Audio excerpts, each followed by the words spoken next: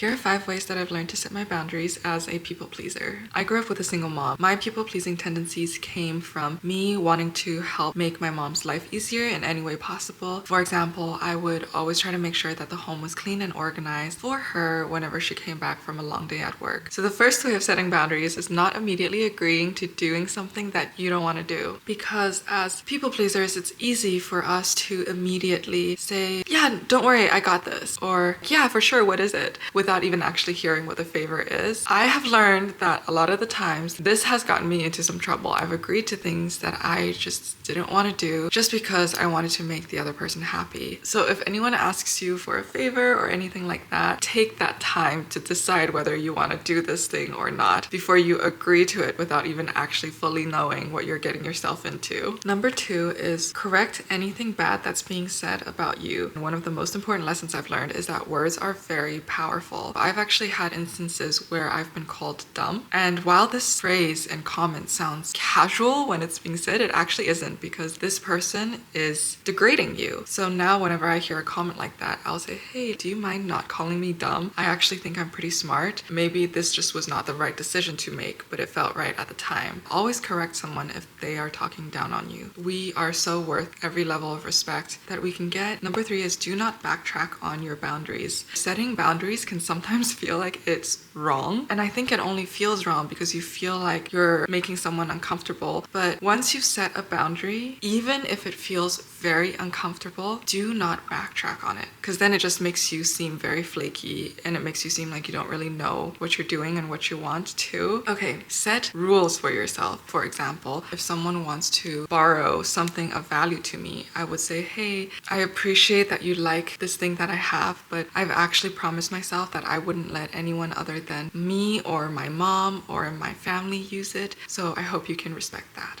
Using a rule that you set for yourself to reject someone, I think it's an easier way for us as people pleasers to say no. And number 5 is don't compromise. Boundaries should be built as tough as walls. They should not be built like fences that people can easily infiltrate through. Don't try to meet someone halfway just to make them feel better. Oh, well, if this makes them happy, I guess I could do it to this degree. It's easy for us to meet someone more than halfway. Just try to be conscious and make sure that you're not compromising on anything as a result of making someone else's life easier. Setting boundaries is actually one of the key skills that I learned as a 30-year-old. This has come from lots of work in therapy. I would say 7 months of work in therapy. So I really want to impart a little bit of what I have learned to you guys. Maybe this could help any of you guys in any way. That would be great. See you guys in the next one.